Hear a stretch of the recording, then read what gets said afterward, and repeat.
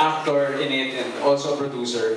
Kasi syempre, you have to wear two hats. Pero para sa akin personally, kailangan may automatic shut off ako for being a producer. Kasi otherwise, yung minsan yung creativity namin nililimit dahil syempre, kinoconsider namin yung kailangan hindi masyadong extensive yung gastos dito sa scene to, etc. etc. Kaya pag may mga ganung usapan, lumalayo na ako. Then para sa akin, gusto ko kung ano talagang gusto ni Direk ay masunod.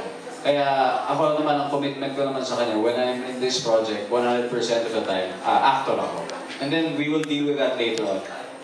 Siguro when it comes to trusting my partners, 100% din. Kaya kampante ako sa mga ganung klaseng decision making. That's why working with institutions such as GMA Films, especially ng reality with Donald and Direk Eric, talagang kakaibang experience talaga, kakaibang maraming natututunan at the same time.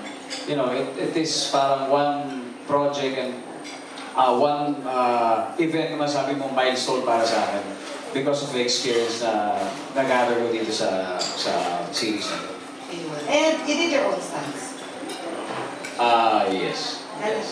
Well, I'll be honest, may mga dalawa na hindi. May dalawa na hindi. May dalawa. Kaya na mag-determine kung alin doon. Di ba may time na nasugatan ka pa that you had to mistakes ka pa rin? Grabe dito. Ewan ko lang kung tama ako, 80 million ba yun muna? 80 million cost or ang yung cost, yeah. Parang... Hindi ko na malala. So kung mas malaki siya today, so para mabawi yung kailangan ng commercial release outside the Philippines. Yeah. May balak po ba for that? I don't think so. Kasi we're expecting more than 1 billion ng ating returns for this year's Metro Manila Film Festival.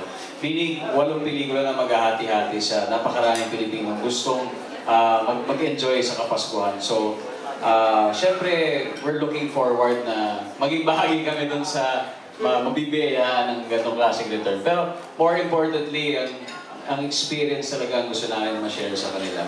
Pero syempre, mas magandang di ba? Meron big returns. And ako, I think naman na with that amount of people entering the cinema, especially nowadays, nagiging mas madali for producers na mag-produce ng mga bagong pelikula, for filmmakers to to come up with more projects, diba? Kasi nakikita natin na i-engage na ngayon yung audience natin at nakakatuwa para sa industriya yun. And you compare projects with Marian since magkalaban kayo this year? Hindi, kasi nauna naman kami, meaning in the sense na 2 years ago pa namin ito pinaplano. And alam naman niya how passionate we are dito sa series, sa franchise na ito. And in fact, abangan ng mga susunod na kabanata. Ayun.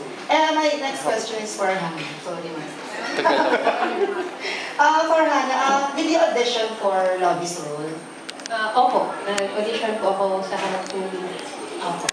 Ayun. Ano yung nakita ni Direk Eric sa'yo para ikaw yung piliin? Ano nga ba, Direk? Baka dapat si Direk ang sumagot. Oo nga po. Ano nga po ba, Direk? Ay. Well, we really had her do the emotional parts on the scenes she'll be doing. And swerte lang, when we asked her to come, Ding Dong was also there. So, we also need to see if they look good together. Diba? Maraming bagay yan kasi pag hindi nagmamatch yung dating nila sa isa't isa, walang pupuntahan. So yun yung dalawang kailangan namin. And the first one, which is physical, bringing them together, we took pictures, they look good. So okay na yun. Next stage, we had her do a scene with Dong. Just tingnan na namin kung magkakailangan, which she was really confident, no? We really liked her kasi parang alam na niya gusto niya mag-artista talaga eh. Pero in fairness din naman po kasi sa kanila, nga po kay Mr. Ding Dong, talagang wala po silang...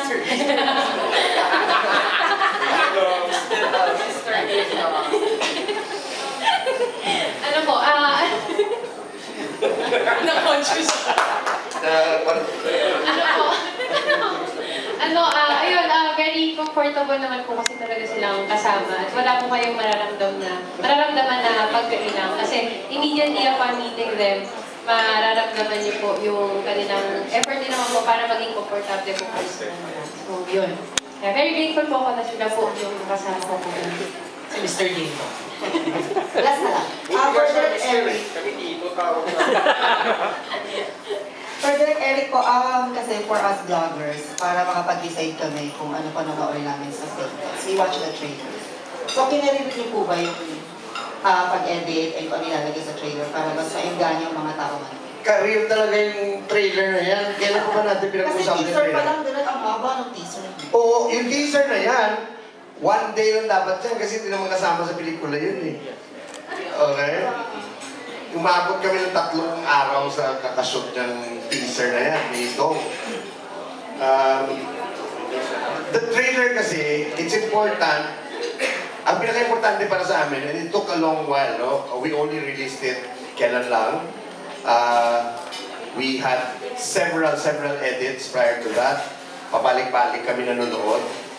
And the flow, inisa-isa namin kung, okay, from here, we need to see part of Tik-Tik. We wanted to introduce that this is coming from Tik-Tik. Introduce the new characters. Pero pinakamahirap sa lahat with the trailer is kung anong gusto mong maramdaman nila pag nanood sila ng movie, dapat mailagay mo, malagay mo doon eh. Diba? Hindi naman namin sila, we never claimed to be a horror film. So, ayaw namin na maging horror yung feel ng pelikula. There are parts na medyo scary, pero hindi siya all throughout horror. No?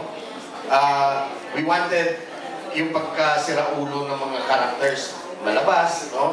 You have